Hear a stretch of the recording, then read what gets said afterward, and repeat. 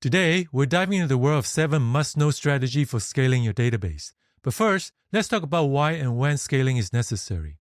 As your application grows, so does the amount of data it handles and the number of users it serves. This increased load can lead to performance issues such as slow response times, timeouts, and even crashes if your database can't keep up. Scaling becomes essential to maintain smooth operations and ensure a good user experience. Imagine you run a startup that's suddenly gone viral. Your user base skyrockets, and your database now needs to manage millions of requests instead of just a few thousand. Without proper scaling, your app could become unstable, driving users away. Or think about a holiday sale on an e-commerce platform like Amazon. The traffic surge during such events requires a scalable database to handle the peak load smoothly. Now let's break down the 7 must-know strategies to scale your database, one by one. First, let's talk about indexing.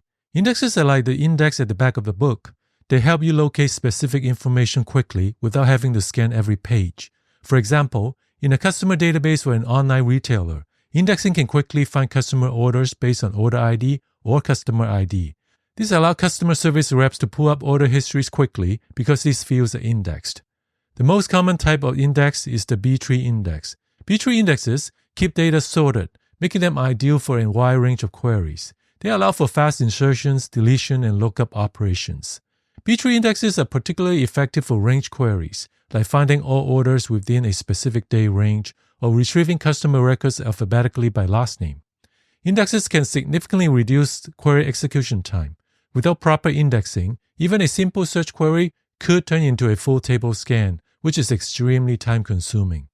However, it's important to note that while indexes improve read performance, they can slow down write operations since the index needs to be updated whenever data is modified. Finding the right balance and knowing which fields to index is key to maintaining optimal database performance. Next, let's dive into materialized views. Think of them as pre-computed snapshots of data that are stored for faster access. They are especially useful for complex queries that would be too slow to compute on the fly every time. A real-world example is in business intelligence platforms like Tableau.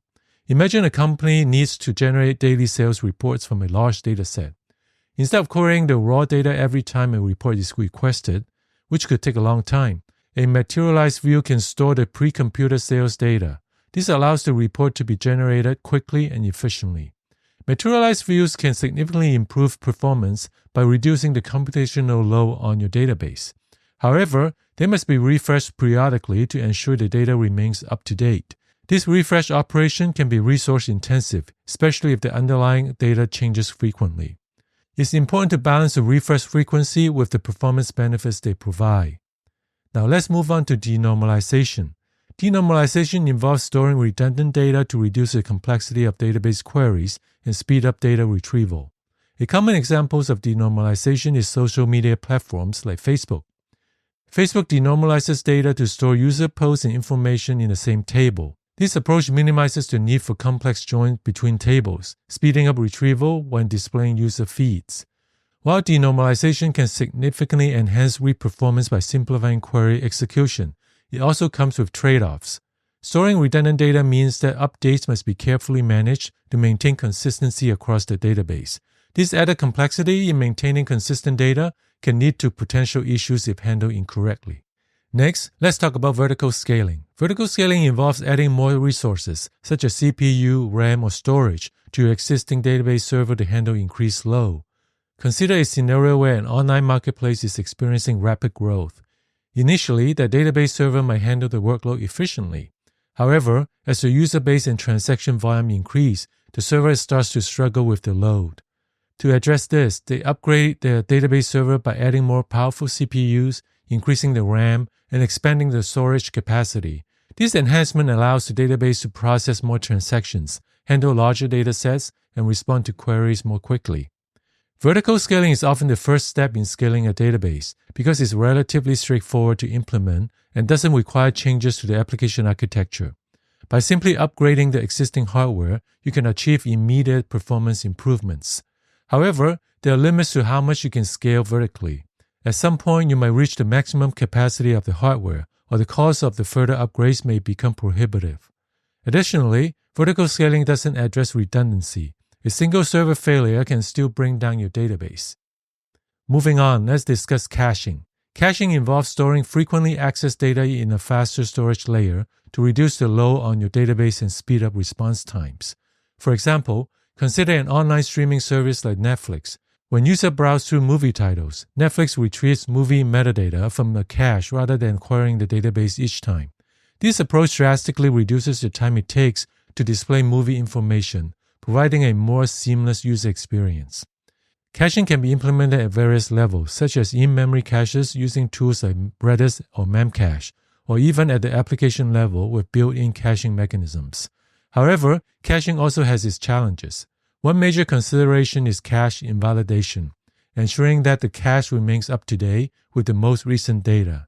If the cache data becomes stale, users might see outdated information. Therefore, it's essential to implement strategies for refreshing the cache appropriately, either through time-based expiration or event-driven updates. Now let's explore replication. Replication involves creating copies of your primary database on different servers to improve availability, distribute the load, and enhance fault tolerance. Replication can be configured in several ways, such as synchronous or asynchronous replication. In synchronous replication, data is copied to the replica server simultaneously as is written to the primary server, ensuring immediate consistency. However, this can introduce latency as the primary server waits for the replicas to confirm the right operation. In asynchronous replication, the primary server doesn't wait for the replicas to confirm right, which improves performance but may lead to temporary inconsistency. While replication enhances read performance and availability, it introduces complexity in maintaining data consistency, especially in distributed systems. Additionally, replication increases the storage and maintenance overhead, as multiple copies of the database need to be managed and synchronized. Finally, let's discuss sharding. Sharding is a database architecture pattern that involves splitting a large database into smaller, more manageable pieces called shards. Each shard is a separate database that contains a subset of the data. For instance, consider a popular social media platform like Instagram. With millions of users generating content every second, a single database can't handle the load efficiently.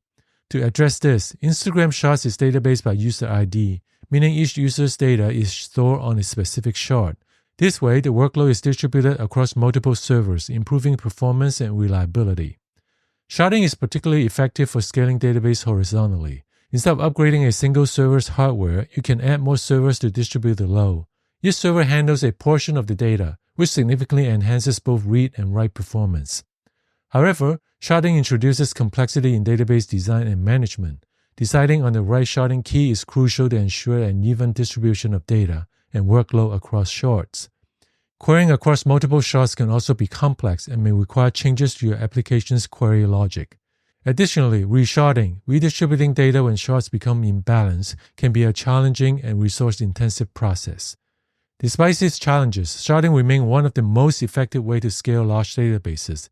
It allows for efficient handling of massive amounts of data and high query loads by spreading the data across multiple servers. And there you have it, the 7 must-know strategies to scale your database. If you like our videos, you might like our system design newsletter as well. It covers topics and trends in large-scale system design, trusted by 500,000 readers. Subscribe at blog.bybygo.com.